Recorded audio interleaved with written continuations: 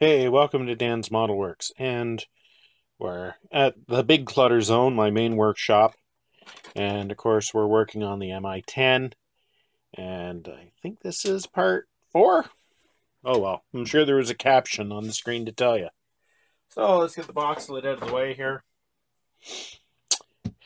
And I've got a lot of stuff on the go, actually. There's the hood for the stair car, and I just finished pouring some more of the little walkway lights that are needed for the stair car. And another one around here somewhere. This is a wheel mold for a heavy truck wheel. I've got a whole pile that I've already cast up, so this is for a future project. And I've got quite a number of parts I've got to make for it before we can even start. So a lot of these projects I really have to start way ahead, especially if I've got to make parts for them, like I'm going to be casting up and stuff. So, but I have been working on this. I've done about 2 applications of putty, and I just basically brush painted some Testors lacquer primer on, just to see how bad the joins still are. Some of them are pretty good. Some of them still have quite a bit of work needed. I'm not real happy with this area here. This area still needs some work. Same thing around the rear door. So I think I've got at least one more application of putty and some more sanding to go before I can paint. What I'm thinking is I'm going to put these front legs on because they're fairly they've got a lot of sheet metal to them, and I believe they're going to be painted the same color as the rest of it. And then I'm going to add the other legs later. So before I do any painting, I'm going to be installing these. But first of all, I got to finish doing the sanding and everything. So I have one of the front legs on, and it's quite the assembly here. Now, I know the upper legs, we actually want them to be probably silver, but we want to get this painted at the same time that we're painting the rest of the fuselage. So, this big stick gets kind of hard to move here. So the other one's going to go on. I'm not going to worry about the back legs yet.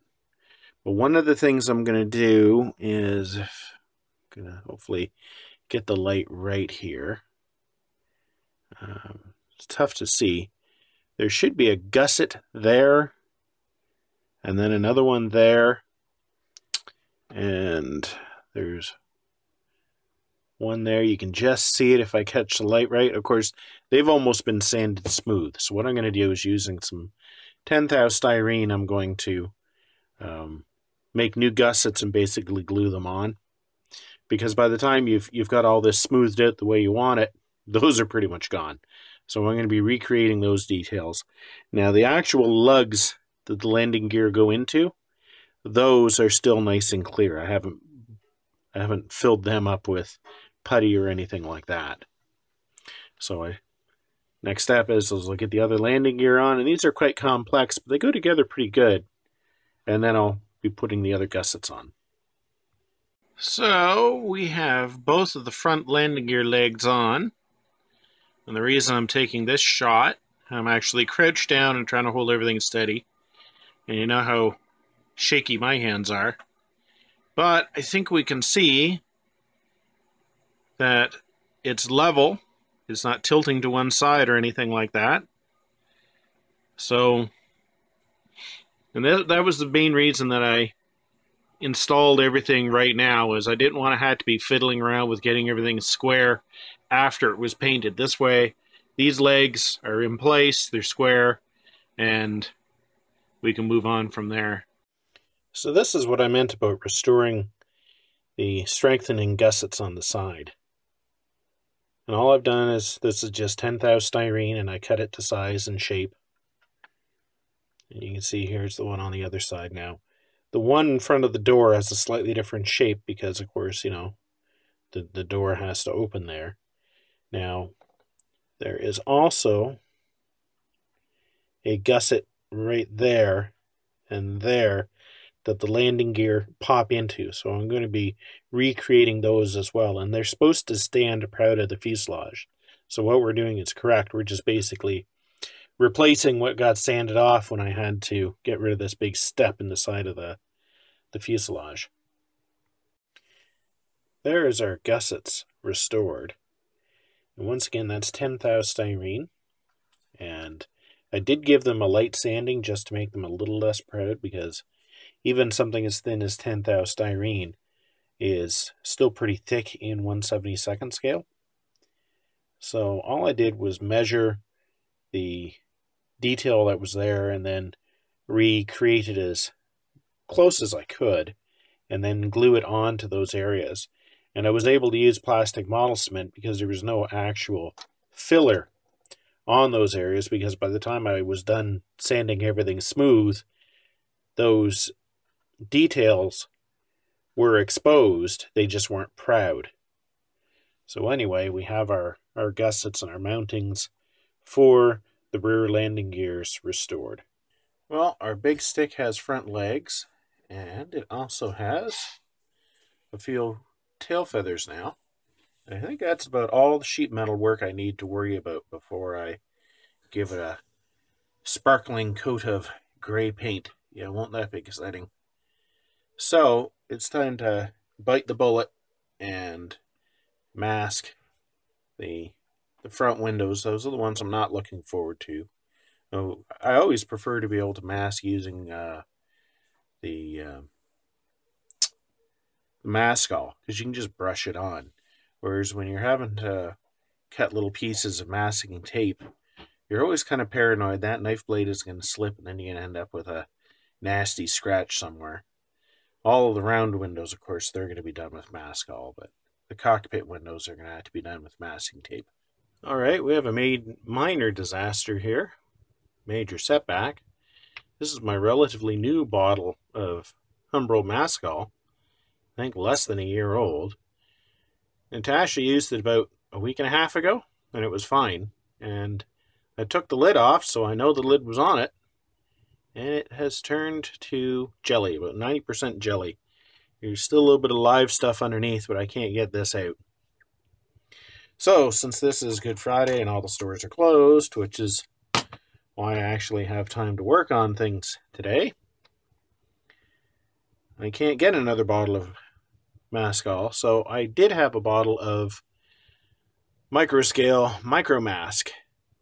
Similar product. I've used it once before, and I wasn't real happy with it, mainly because it was really difficult to get off once you painted it, and it didn't really stick to edges quite the same as the mask-all does. Like a lot of times you'll push it up to the edge of a window frame and then it'll pull away, and then you have to keep teasing it back. So you've always got this paranoia that that it's pulled away from a window before it's set, and then you're going to go and paint, and you'll paint over your glass.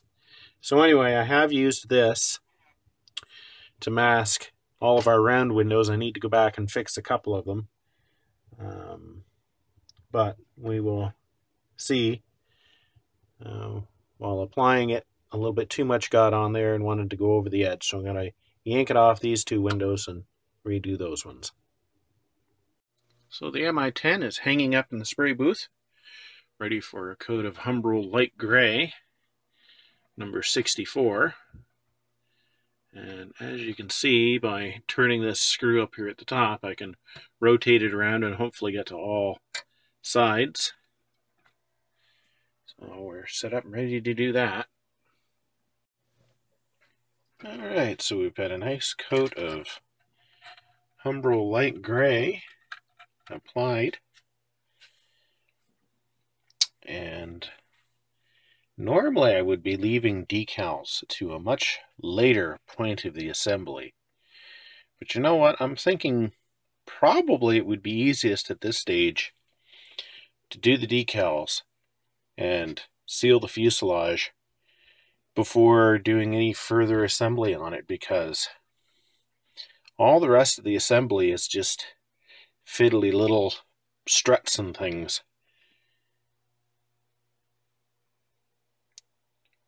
So that's what I'm thinking, is probably easier to get the decaling done now and then do the all the struts and things later. And I have to go to a wedding today, so it's going to be a while before I can do any further work on this. So I think I'm going to pack it up for this episode and post it, and then get ready to go to the wedding. So until next time, just keep on modeling, and thanks for watching. The weight update will follow.